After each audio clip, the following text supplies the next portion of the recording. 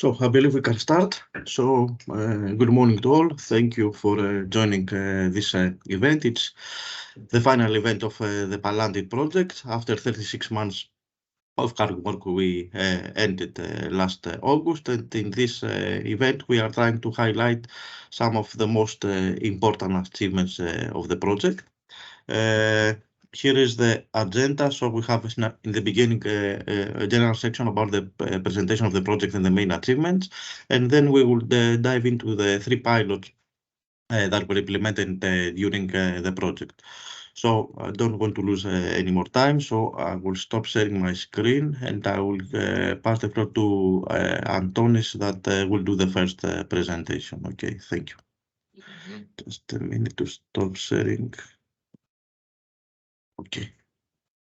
Thank you. So I would like also to welcome you on this session. My name is Antonis Litke, and together with my colleague Alexandros, we are going to have, let's say, a first overview of the Palantir project as an introductory slide before handing over to describing also the pilots, which are the results of our project. So as Thori said, the agenda bashing has been already presented. So if we can move forward.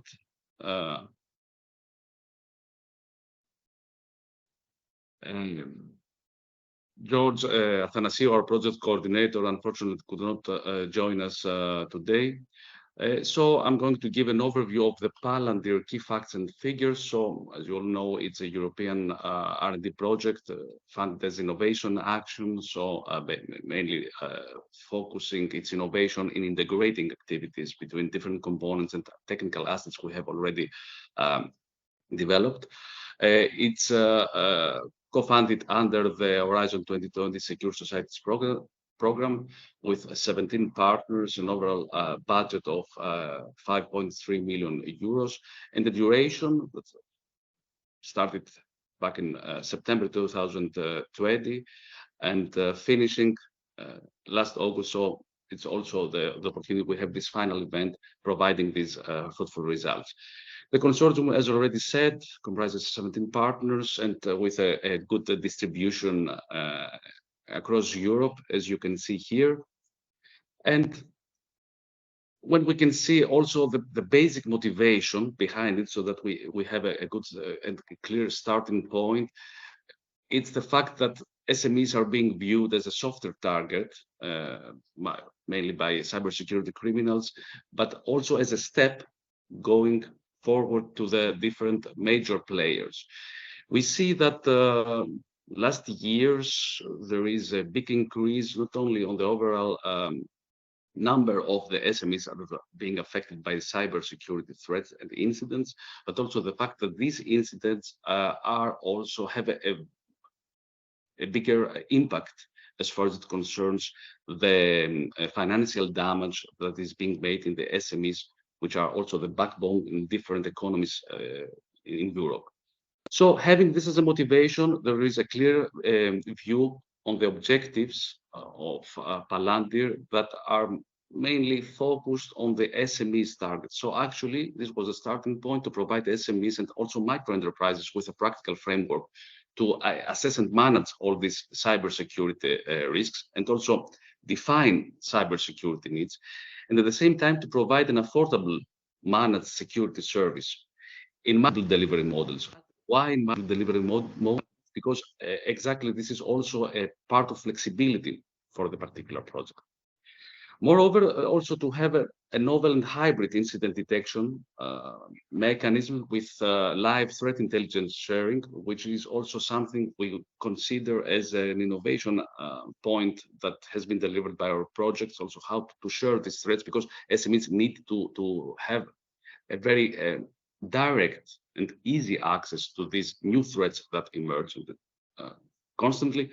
And also, moreover, since we're talking about micro enterprises, SMEs, small scale enterprises, to ensure that this can be viable.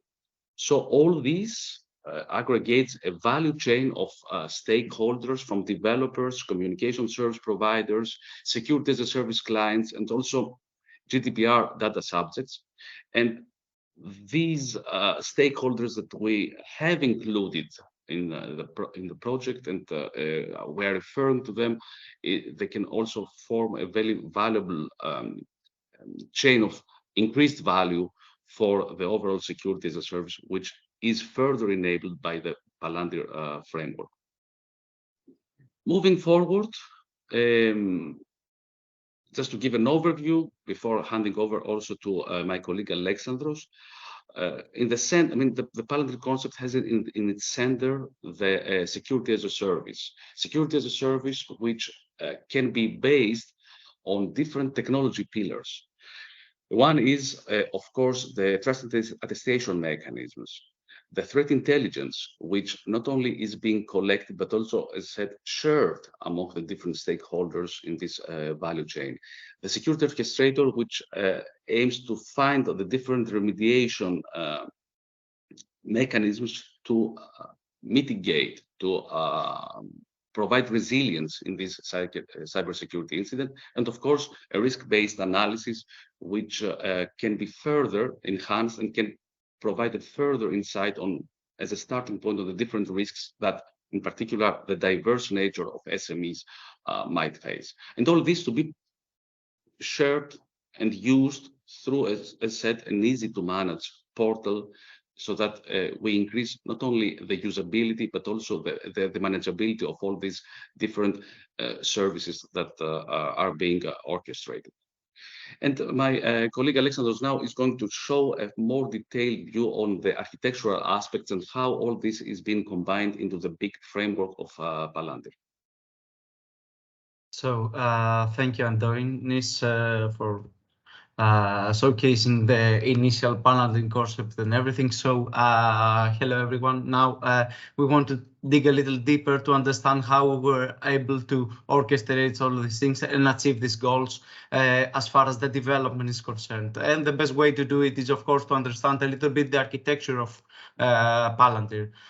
First of all, you can see that based on our targets, we have created a system that, of course, at the front is the portal that people of different caliber of understanding of cybersecurity can actually use. Of course, as far as the front end is concerned, we have the cybersecurity dashboard that takes care of all the important operations of the cybersecurity domain. But of course, given that we're talking about SMEs, we have capability matching based on the things that are needed from the specific SME or micro SME, and of course the SLAs that come with these services. Of course, we have the platform for threat sharing because we want to create an ecosystem and also use the existing ones in order to be able to become better all together, of course. And finally, we have the accounting dashboard, which is responsible on the billing and taking care of the business side of the cybersecurity, of course.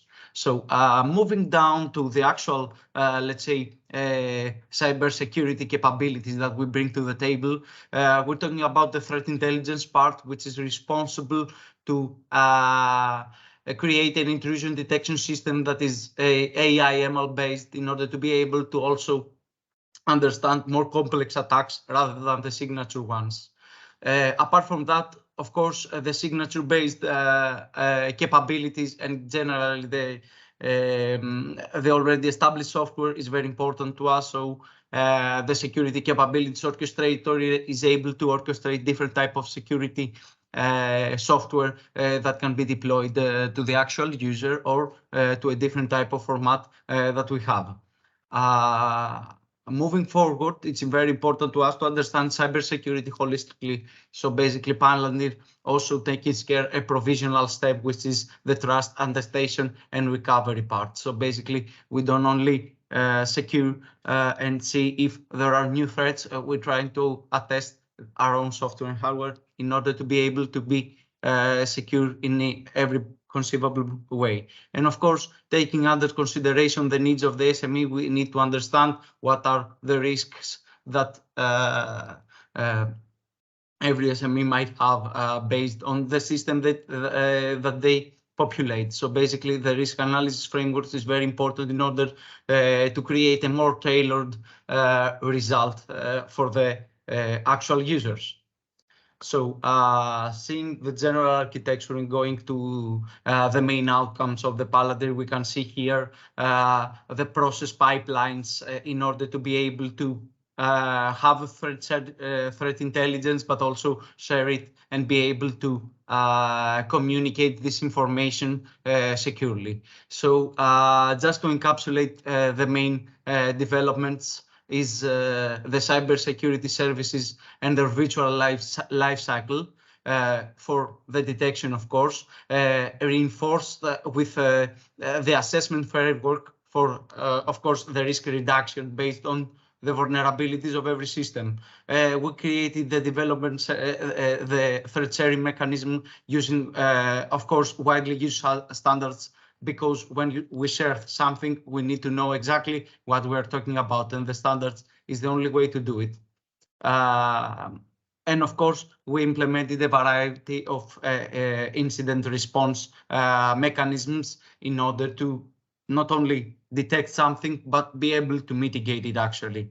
And as we said, of course, before in the architecture, we didn't want to go to the traditional means only. So we developed the tools and algorithms that can target more the anomaly-based detection that is not easy for a signature-based components and security services to do.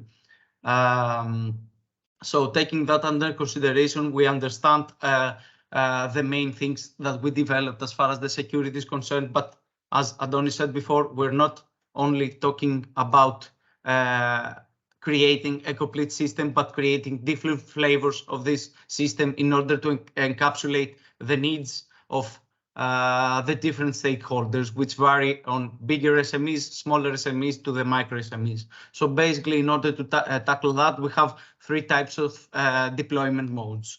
Basically, we have the light security as a service one, which the security capabilities are not in premise because we don't have that much power.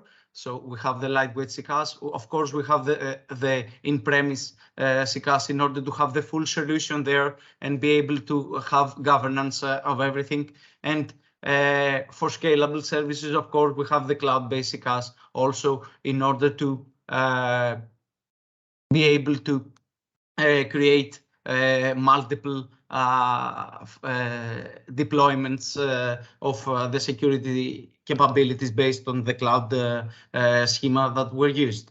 And all of these deployment modes, of course, take into account the multi-tenancy support, especially in the lightweight CCaaS and the cloud-based one, the threat sharing amongst these peers, and of course, the risk assessment framework of the different environments that we have. And first and foremost, the scalability, especially in the light and cloud-based CCaaS, of course. So taking this under consideration, we move forward to the actual use cases overview. So Palantir has three main use cases in order to showcase not only the deployment modes, but also the capabilities that we have in cybersecurity domain. So first, we have the security private medical practice with lightweight CCaaS. Of course, this is a micro enterprise. So basically, it's a doctor's office that the capabilities as far as the computational power is concerned, it's limited, of course, and the needs for cybersecurity are very precise. And also we have the use case 2, which is the interrupted e-commerce cloud-based solution. So in this one, we target the electronic commerce with examples of typical retail services oriented micro enterprises and also maintaining an e-shop. So this is another paradigm. And for the third use case, of course, we have the light threat intelligence service scaling in a large edge scenario, which this comprise from Telefonica and also NCR 5 Genesis testbeds, which facilitate the traffic emulation on the clients that can become in an edge network, or let's say, and also simulate the complexity of the network in order to be able to see to stretch the tool and the Palantir framework as much as we can. So taking this under consideration, we can go to the Palantir pilots that correspond to one-to-one correlation as far as the deployments are concerned. So basically, in the first use case, we test the lightweight CCaaS. In the second one, the cloud-based deployment, and in the third one, the full in-premise deployment. So as far as the cyber threat focus, of course, different. It goes without saying that the system can detect the different things that we showcase in the different use cases in one deployment. But of course, we wanted to focus more on specific type of attacks for every use case based on the needs, of course. So in use case one, we have, of course, as far as a Dr. sensitive data leakage and ransomware attacks that can be performed. For the use case two, we have, of course, again, ransomware and also cross-site scripting and SQL injections, malware and DDoS attacks based on the type of deployment that are more vulnerable to this type of attacks. And in the third one, we have, again, a DOS attack and ransomware, and also crypto mining, given that the deployment has a lot of computational power in the third use case. And crypto mining is a very targeted attack based on this premise. So finally, as far as the demonstration in the pilots are concerned, the last thing I want to say before deep diving into the pilots is what we want to showcase is a practical framework to assess and manage the cybersecurity risk defined by the security needs, of course, because we have the assessment. Also, we want to make it affordable and manage security services in multiple delivery modes. Emphasis, of course, in the affordability is the smaller SMEs and the micro SMEs, of course, and also being able to communicate with the whole world in order to enforce the threat intelligence through standardized ways like MISP, in order to provide a hybrid incident detection with live threat sharing and intelligence. So that was all from my side. Thank you all for your attention. So we can go further to the actual pilots. Thank you. So thanks both Adonis and Alexandros. I don't know if you have have time for one or two questions. I believe that if you want to have a question, you can raise your hand or you can write in the chat and then we can unmute you. So if you have anything to ask, please do it now. Otherwise, we can continue with the first pilot with the floor to Dimitris that will do this presentation. Okay, I don't see any questions or raising hands, so we can proceed. Dimitri, you are online. I cannot see the list. I can see you now, so you can start sharing the screen. Yes. Hello, everyone. Okay.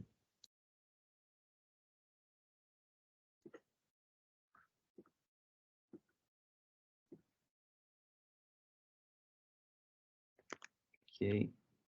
I assume you can see my screen. Yes, perfect. Okay, thank you. So hello, everyone. I'm Dimitris Sandorineus, and today, together with my colleague Andreas Konomakis, we're going to present the first pilot and the third one. The first one is on behalf of George Xylouris, where he couldn't attend today.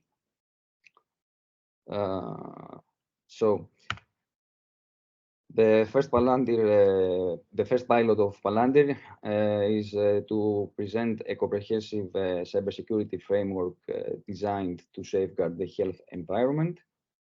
We're going to discuss some issues regarding the ransomware attacks and explore the significant impact on the health ecosystem. And we're going to highlight the potential strategies to mitigate these risks that are coming from these malicious attacks. I'm not going to stay here a lot because Antonis already presented this slide. Just we need to focus that we need to clarify that 70% of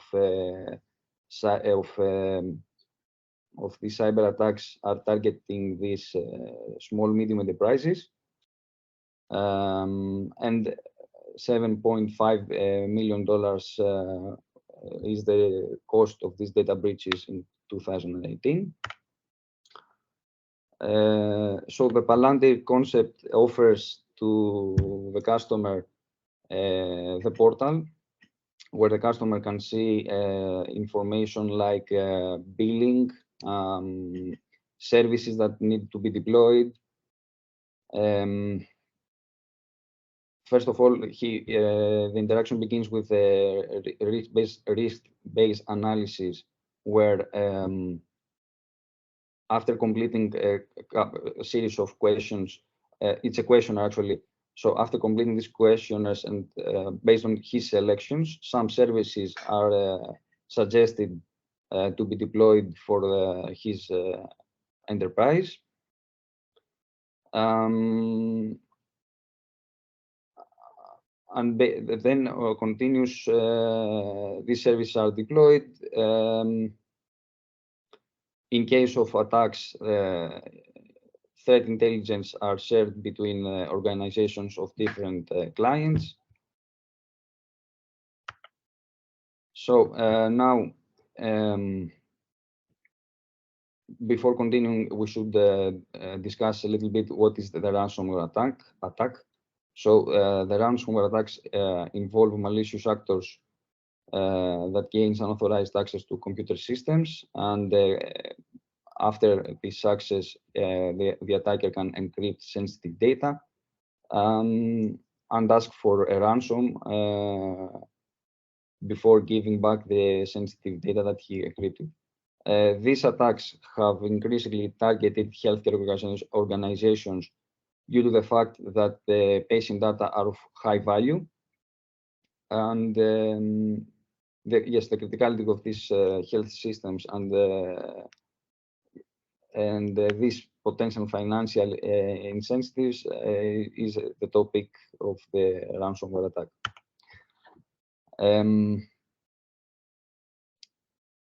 So the most critical impacts that these attacks have on health environments are the patient safety, since these attacks can disrupt the critical health services. The data breaches, in the sense that these facilities, yes, hold vast amounts of personal and medical information and makes them prime targets, making them prime targets of for data breaches. Another point is the financial losses, where the organizations are affected, that are affected from these attacks may have a significant financial losses, as we already mentioned before. And one of the most critical points is the loss of trust. Since an event like a ransomware happens, the patient and any stakeholder probably loses the trust for these healthcare providers. These vulnerabilities are on the legacy are on these legacy systems due to outdated software and infrastructure. The human factor is a very important risk, because always the employees are not completely trained and for the cybersecurity awareness. And there are also third-party risks, like health systems that often rely on third-party vendors for various services. So the Palantir offers a practical framework to assess and manage cybersecurity risks, provides affordable managed security services with multiple delivery modes, and also provides a hybrid incident detection with live threat intelligence sharing, as we already saw before. Now a bit of the topology of the deployment of the pilot. This is the lightweight security as a service, and we call this Palantir in the box deployment. As you can see, this is a typical infrastructure of a medical office with regards to the network connection. So the Palantir box stands between the organization and the router that connects the office with the internet. And for this pilot, we assume that since there is a Wi-Fi connection for the guests of the medical office, the attacker could also connect through this Wi-Fi.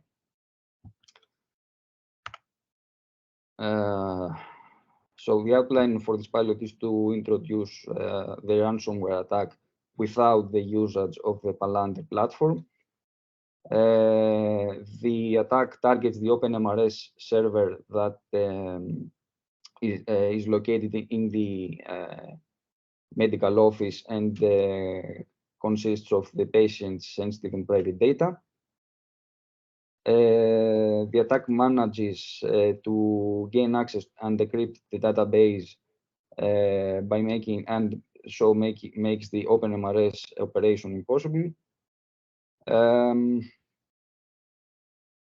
So as the next step, we will showcase the same, but with the Palantir baseline service in delivery mode. And after reenacting the ransomware attack, the Palantir will detect and remediate this attack. Some stages for this attack, because it's a multi-stage ransomware attack, is that the attacker should first access the local network and be in the middle of the setup, as we saw in the previous image. His next goal is to steal the credentials of the Apache Tomcat server where the OpenMRS is deployed. After that, he will upload a zipped file which contains the remote code execution. Then he will get the reverse shell. With the reverse shell, he will have a remote access.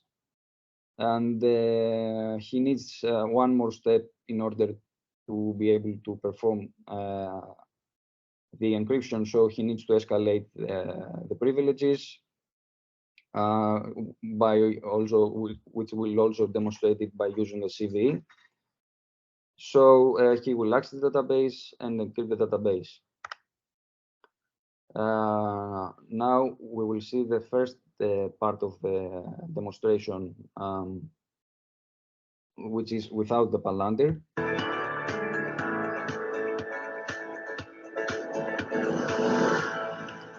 I can stop and narrate a little bit. So in the first picture, we saw that the OpenMRS server is operable, and it can store and retrieve data from the server. And now we are watching the screen from the attacker. So I resume the video, sorry.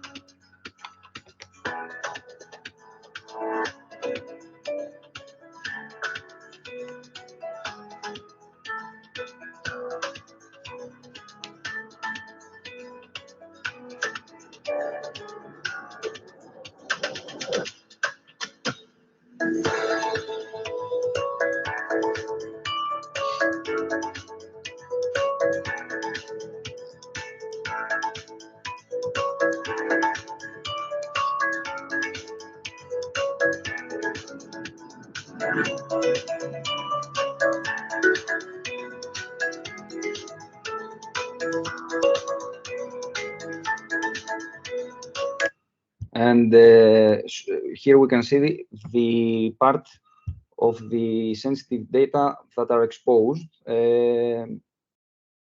by making queries to the SQL database.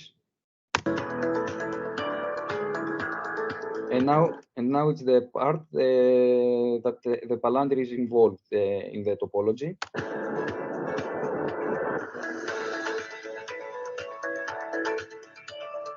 The Palantir is in a box is the middle one. As we can see below is the switch, and above from the Palantir in the box is the Wi-Fi where the guests are connecting.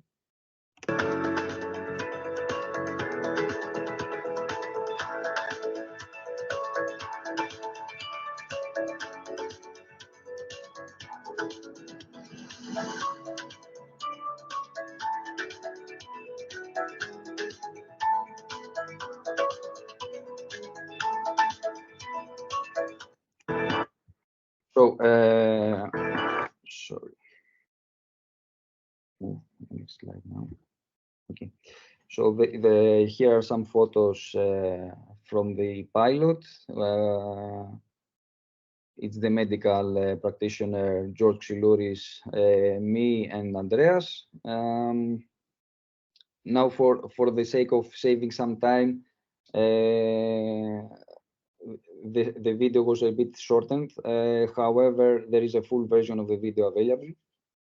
I can share with anyone interested. And that's all from pilot one. May I add something to this? Thank you, Dimitris. I think that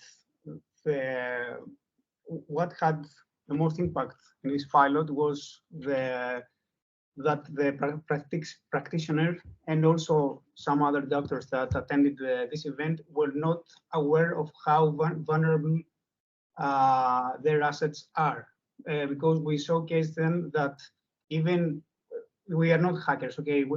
We just researchers that download some trivial tools that are available, publicly available. You can make a lot of damage, specifically if you are not aware of how to use your infrastructure. Maybe the doctor has some default settings of the router or something like that. So what is, I think, the most important thing is that we provided them the knowledge that they should take care of their configurations, and if they don't know how to do it, they should consult some expert in order to protect their infrastructure. I think that's the most important thing. Right, Andreas. Any questions? Sorry, I can't see if there are any raised hands. Let me stop sharing. No, cannot see any raised hands. So if you have any questions, please raise your hand or. Okay, I see something. I don't know whose hand was. Okay, let me try to unmute him just to make it more interactive. Socrates, I think. Just a minute to allow his microphone. Okay. Oh, sorry. No, I lost him. Just a minute. I think the question is on the chat, so I can try and answer. So Socrates, if you like, you can unmute it to make it more interactive. Okay. Yes, it does work now. Thank you. So it's a very simple question. I have seen this previously. I was just wondering if there are any changes to the demo you presented back in July. Yes, this is the main. I mean, we chose to showcase this for this event, this specific attack, because I think it's the most important and the most dangerous, let's say, for a medical practitioner. There is another attack, also the one in the middle with ARP spoofing, that is showcased there. I mean, the attack itself, it's the same. It was pretty much ready when we saw them in the first place. Unless you mean, Socrates, if there are any changes regarding the Palantir platform. I meant advancements, but of course the answer included also the scenario aspects, which is relevant. Yeah, were there any technological advancements or architectural advancements? The main difference is that it ran actually the doctor's office via the Palantir in the box deployment, which is the use case. But the outline is the same. I mean, it's the same attack. Yeah, absolutely. Thank you. Thanks. That's all. You're welcome. Any more comments, questions? Okay, regarding the video, I believe that the full version of the video is available in the Palantir YouTube channel. Okay, if you scroll through the website, you can find whatever you want to find some more information about the video, or otherwise you can use the mail or the social media account of the project to ask for any more questions. Okay, so thank you guys. So we can proceed to the second pilot. Thank you. Sorry, I think I had my camera on, but it's off. So we can proceed to the second demo, and I pass the floor to Valentino that will do this presentation.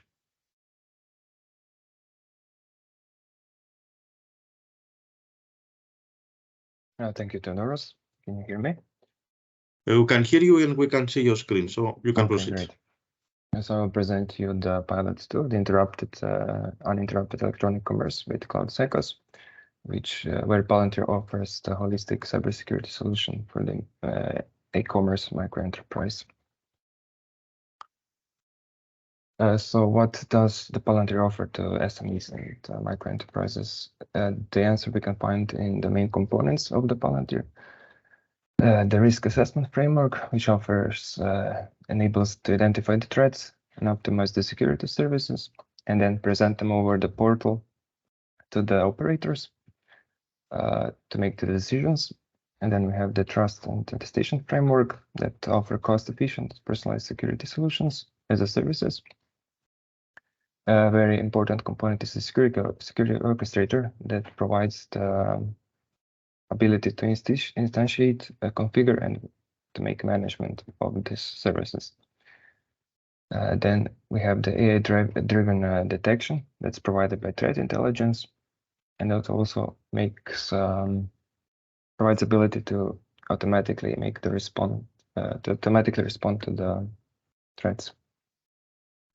And on the end, the remediation engine, which is used to minimize the response time, the economic impact, and to personalize the responses that SMEs need. So why should we use the Palantir, especially the cloud one? Because the cloud offers the Cloud Secos deployment. It's a hybrid solution, basically a two-part, where we have the core services on the cloud, and then additionally services that are deployed to the end devices on the SMEs. It offers low power, low cost, and low complexity because we can easily replicate and deploy on different premises, and the services can be adjusted to the needs of SMEs. It's also offered personalized responses, where the businesses owners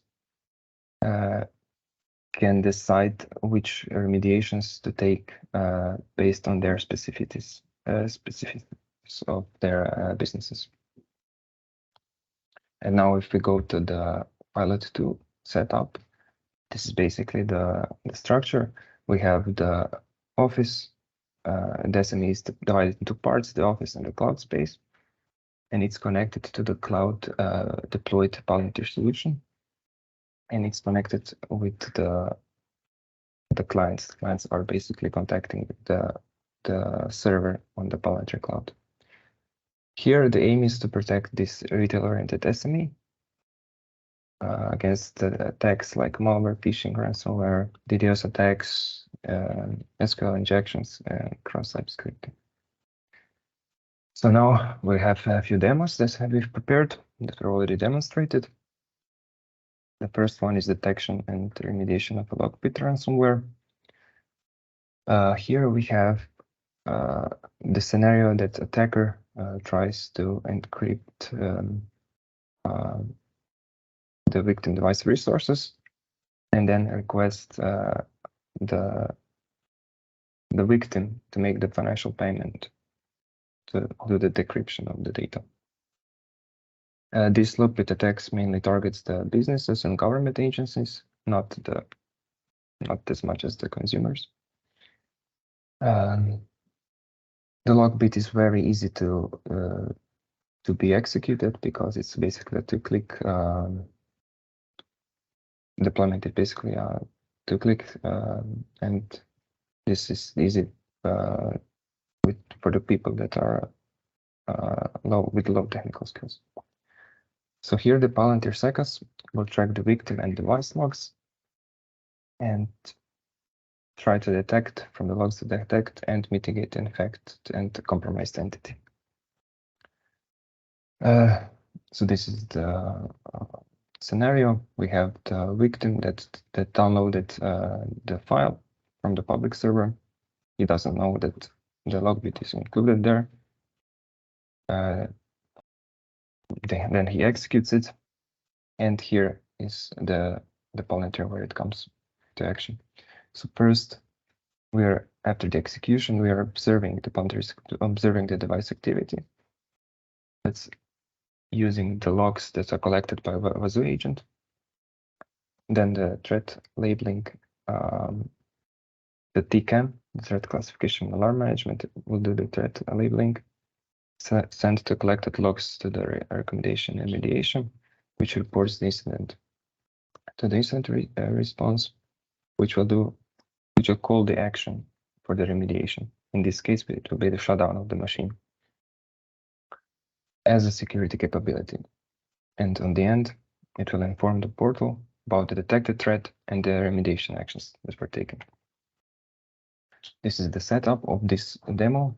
So we have the office of this premise, and then the Palantir, the cloud solution.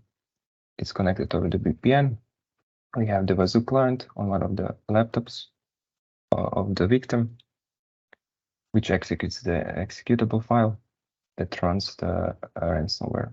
Once this is executed, the client detects it from the logs and sends it to Wazoo server, which then goes through all the components. And incident response is calling to the action to do the shutdown of the machine and reports it to the portal, notify about the ransomware and to the action, the shutdown that was done. Now we can take a look at the demo. On the left side, we have the user and device that's executing the logbit.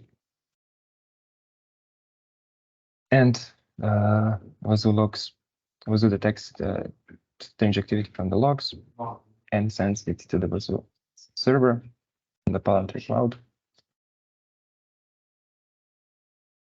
And this will go through all the components.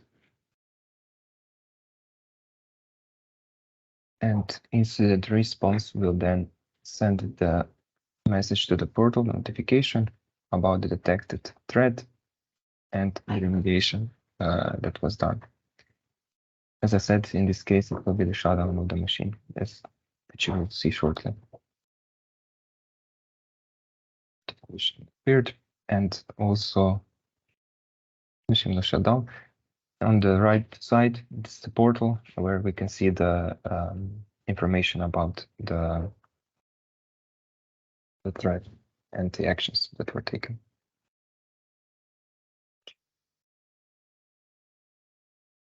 And now if we go to the second demo, in the second demo, we make the detection and remediation of the SQL injection. So the attacker goal is here to inject the malicious code or to gain the access to view the data or to modify the data from the database. The SQL injection attacks are targets basically or the large businesses, the websites. The attackers try to first, before doing the attack, try to make some probing. They are looking for the weak entry points to get and to find a way to inject this code. Basically, this is done over the applications. It can be also done directly, but mostly over the applications. And in this case, the Palantir SECAS will monitor the victim and device logs, and then do the detection and mitigate the compromised entities related to this SQL injection. So we have the attacker that's trying to inject this malicious code over the HTTP request, and he wants to gain the access the data. Here, Palantir as a response to this, it's observing the device activity, again from the Vaso agent that's deployed on the end device. The TCAM is again doing the threat labeling, sending requests and the logs to the RR, which then decides to contact the incident response for the remediation, to decide about the remediation. Incident response, based on this attack, type of the attack, decides to do the backup of the SQL database, and it calls security orchestrator to deploy the security capability to do this. Again, and then we get the information on the portal about the detected threat and the remediation. In this case, we have the cloud part now of this premise, and again, the Palantir cloud solution. And if we go directly to the demo, on the left top, we can see the terminal for the attacker, where he will execute the SQL injection over the HTTP GET method. Again, Vaso client will detect this from the logs, strange activity, and then sends it to TCAM to do the classification, to find the incident, the possible incident, and then again, through all the components to take the action. And as it's the action, incident response will do the backup, also inform the portal what's happening, and we will see the data backup on the backup server on the left bottom if we refresh it. And also more information about the threats in the incident reports on the portal. And for the last demo, we have detection report of hostile activity on a medical honeypot. So here the goal is to gain the information from the attackers, to alert the attackers to attack this medical database, so we can collect the information to then improve the security policies. Here we are using the honeypot, where we open specific ports, and we are waiting for the attack. The Palantir here is monitoring and intentionally providing this compromised system to collect logs and then improve the whole system. So now here we have the attacker that's trying to access this medical database. He found that this port is opened. Here I can do some things, and he thinks that he will get the real data from the database. In this case, we are observing the device and network activity with Suricata, and then exporting the logs to the Vaso agent, which again contacts the Palantir Cloud solution and all the components. On the end, incident response will inform the portal that there was detected threat for this regarding this medical database. Again, we have the cloud part of this premise with a little bit different structure. And the demo itself. So on the left, we have the attacker. Over the postman is trying to insert some data. And then we can see the Suricata and the port that the medical database is connected to. Based on this port, the Suricata will report this to the Vaso. Vaso again will send this data to the the Palantir cloud, go through all the components,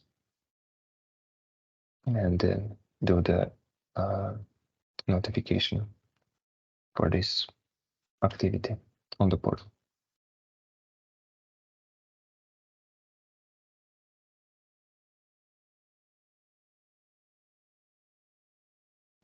Okay, we had the rough demo, which will not show in this event. This should not be included. So basically, that's it. Thank you for your attention, and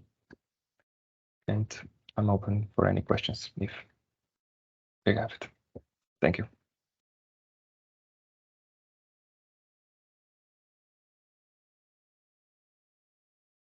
So if you have any questions, raise your hand or put it in the chat.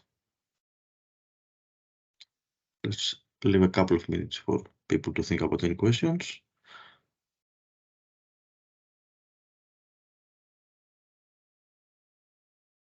I don't see any more questions, so we can continue with the latest, with the last demo. Again, the floor goes to Dimitris. Yes. Just a moment to share my screen.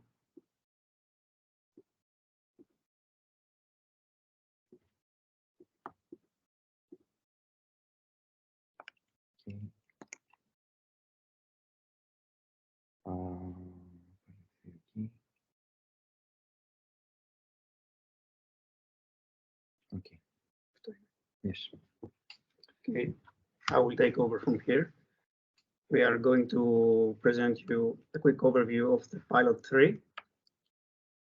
Again, some introduction regarding what the framework does and what's implemented right now for the final form of the project and the framework itself. It's capable of detecting attacks and mitigating attacks, and also the threat sharing functionality. Let's say the context of this demonstration is how a telco organization or any 5G infrastructure could be vulnerable regarding their quality of service or even their infrastructure itself. The pilot overall demonstrates a DOS attack, which is very common to telcos and quite easy to implement if there are not if some measures are not taken beforehand.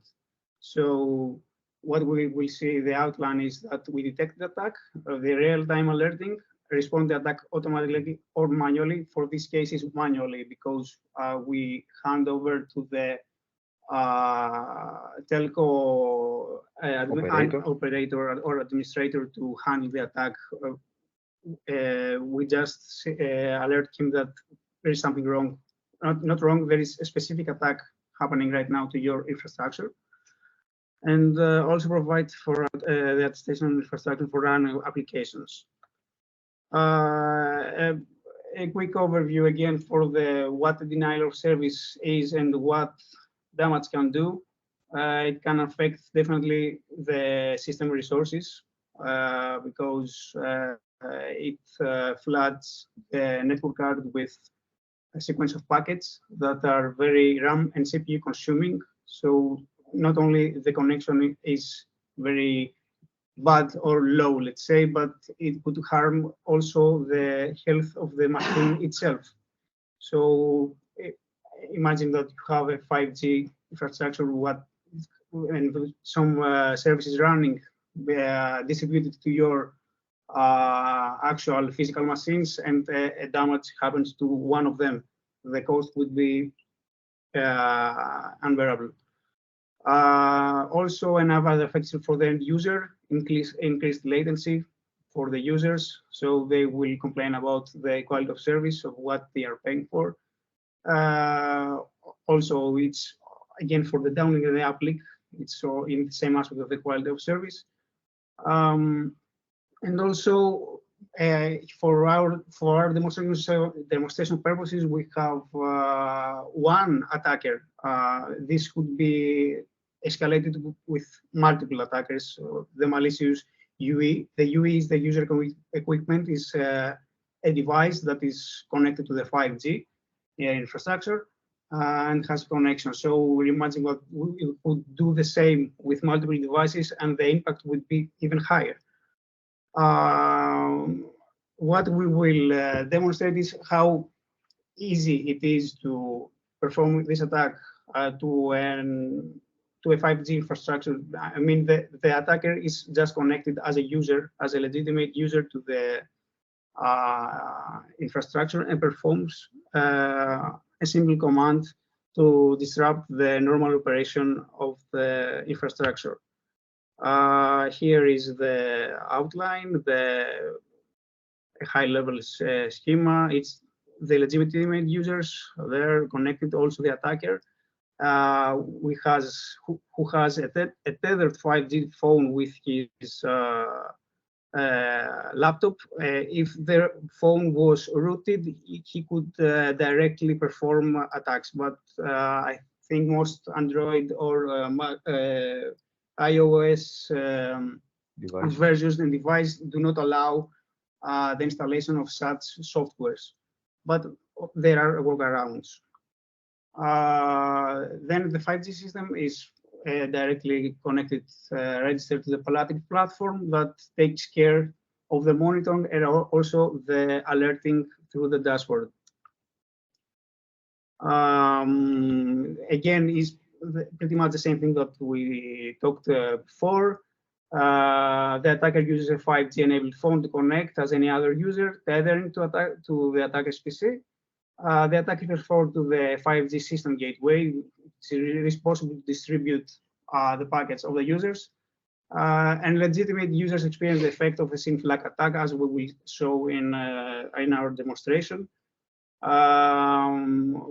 The solution involves a Suricata-enabled security capability installed to the 5G infrastructure. The attack is detected, the operator is notified, and then the operator performs the mitigation action as he sees fit.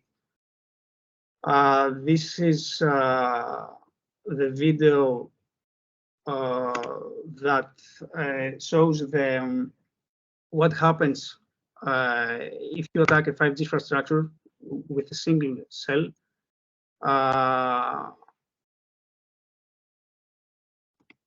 This is a view of the phone that is tethered to the attacker's laptop. And for the sake of sharing one screen, we have mirrored the screen of the mobile phone. So,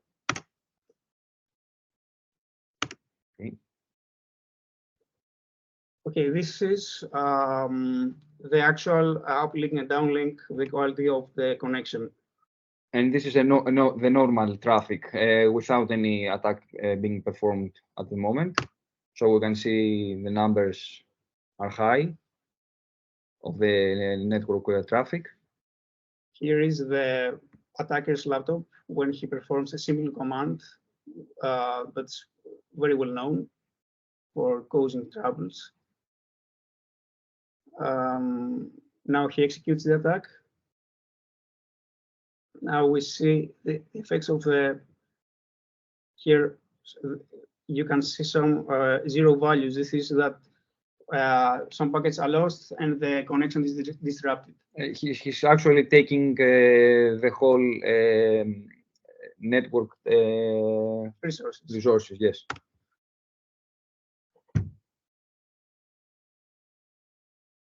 Okay, this is not part of the Palantir. We are still without the Palantir solution. This is something that for the preliminary stage is that we detected the attack without Palantir, just to showcase that, okay, we are aware of this attack. Now we will proceed with the actual implementation with the Palantir solution. Let's proceed to the next video. Okay, this is a video from our lab. It's the same setup that we discussed, but through the Palantir platform. Now you can see through the video what we have discussed from the previous slides. This is the attacker's PC that is tethered to an actual 5G phone that is connected to the 5G infrastructure.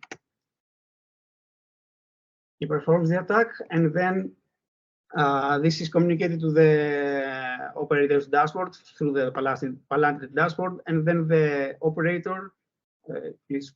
Okay. Okay. This is the alert. He is notified about the malicious UE, which is it can be seen through its IP, and he can use the his dedicated. It's regarding what kind of 5G infrastructure has, in order to disconnect the malicious ID and never allow it to register again. So in the right side of the attacker screen, we can see that he is still connected to the 5G infrastructure. However, after the operator is notified, he can blacklist this particular user that he notified. And going back to the attacker screen, we can see that the connection is lost. So that is. Yes, this is and whole pipeline through the Palantir dashboard and its individual components. Let's proceed. Okay, a little bit about the threat sharing topology. For the sake of time, we don't have we have demonstrated this through the Pilot 3 event in summer. This is the Telefonica infrastructure, the 5Tonic and the 5Genesis platform in our premises Timokritos. That is, they have two distinct deployed Palantir frameworks that are communicated through the thread sharing module with MISP through the RR tool. The attack that we showcased is the crypto mining, which, as we already discussed, is using the resources, since 5G infrastructure is very rich on computational resources. The Telefonica side infrastructure is attacked through this malicious 5G client. Then the attack is detected and then is communicated through RR to Demokritos 5G infrastructure, and then it enforces a rule to the firewall security capability in order to prevent the attack to manifest. This is it from our side. I'm open to answer any questions.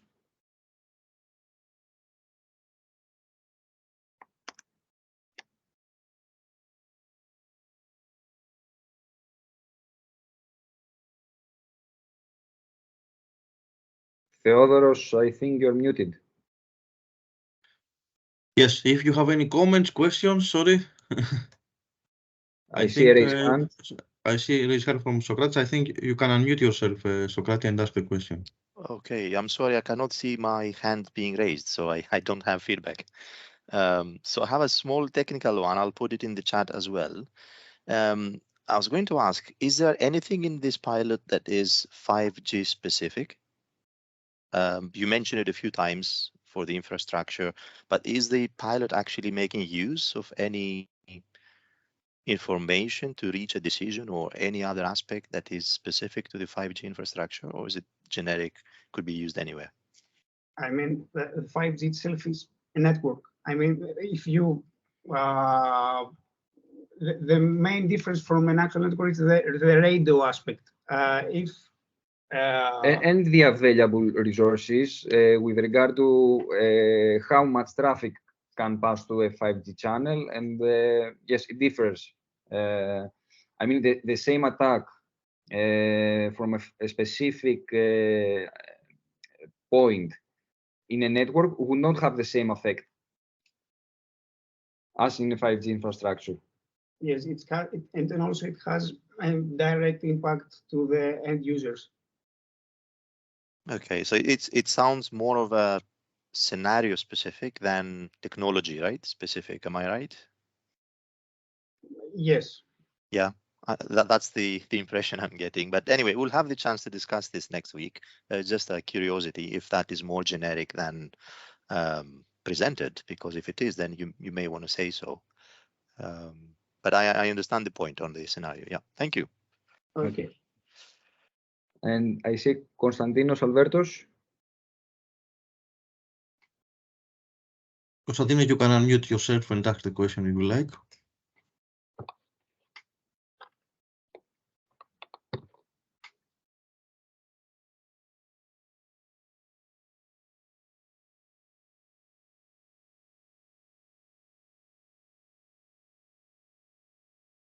Or maybe would you like to use the chat if you cannot unmute? Can you try again now? I think you can unmute. Otherwise, please use the chat. But I think you can unmute. Let me try if I can unmute you. No.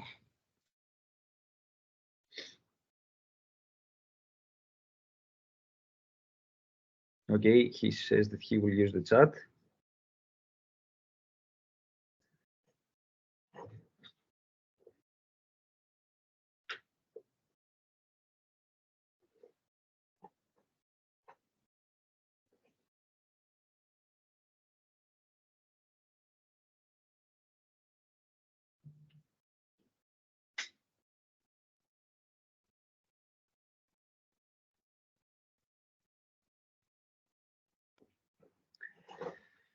So I'm reading the question loud. The question is, according to the demo, he noticed that detection was made on H-ping. Is there a possibility to have a false positive? For example, increased regular traffic.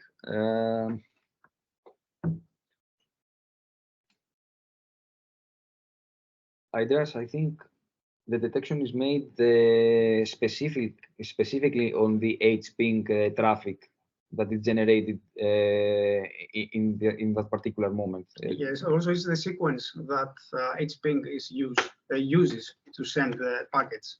It's not only the increased traffic, but there is an abnormal traffic. For instance, if the user is trying to test the network bandwidth using Hyper for speed test or whatever, he will not be blocked.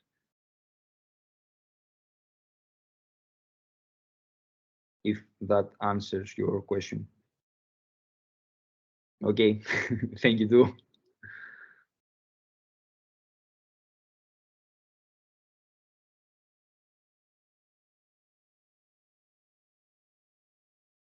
Any other questions?